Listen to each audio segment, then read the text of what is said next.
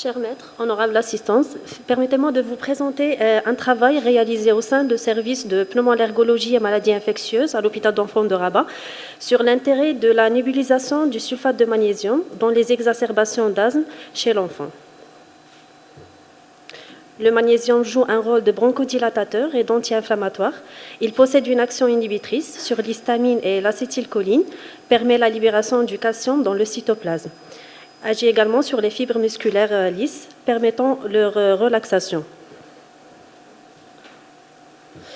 Donc, pour cela, nous avons réalisé une étude afin de déterminer l'intérêt ou l'apport du sulfate de magnésium en nébulisation. Donc, il s'agit d'une étude prospective randomisée en double aveugle, incluant 60 enfants âgés entre 2 et 15 ans, admis pour exacerbation d'asthme. Les patients ont été randomisés en deux groupes. Le premier groupe a reçu du sulfate de magnésium, donc un cc de sulfate de magnésium, du salbutamol et du sérum salé. Le deuxième groupe a reçu du salbutamol et du sérum salé uniquement.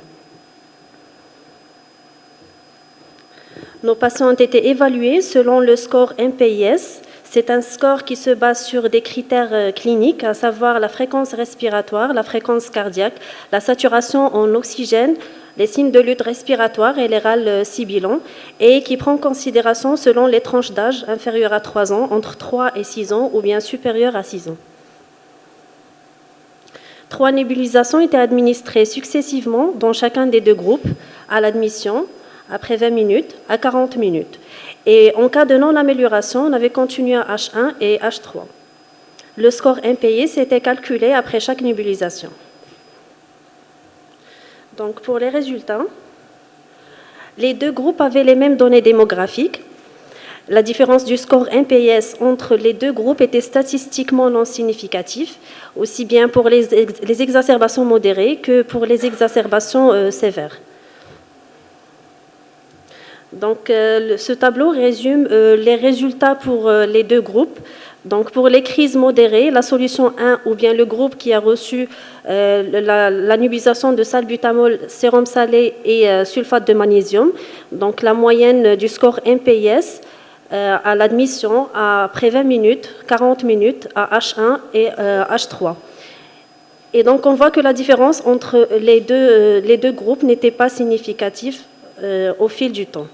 Et donc, la même chose pour les crises sévères. Donc, on voit que la moyenne du score MPIS pour le premier groupe et le deuxième groupe, donc la différence, le P n'était pas significatif entre les deux.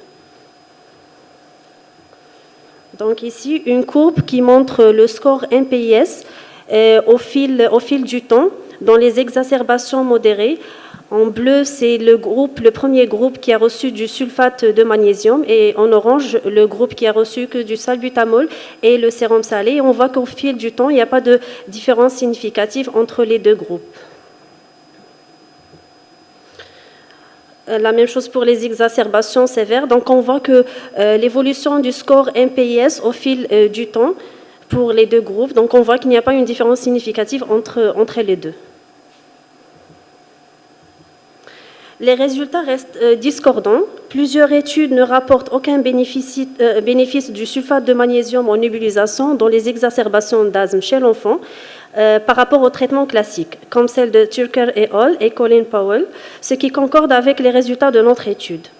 Certaines études, par ailleurs, ont souligné l'apport du sulfate de magnésium dans les exacerbations sévères, comme l'étude de Rodney et al.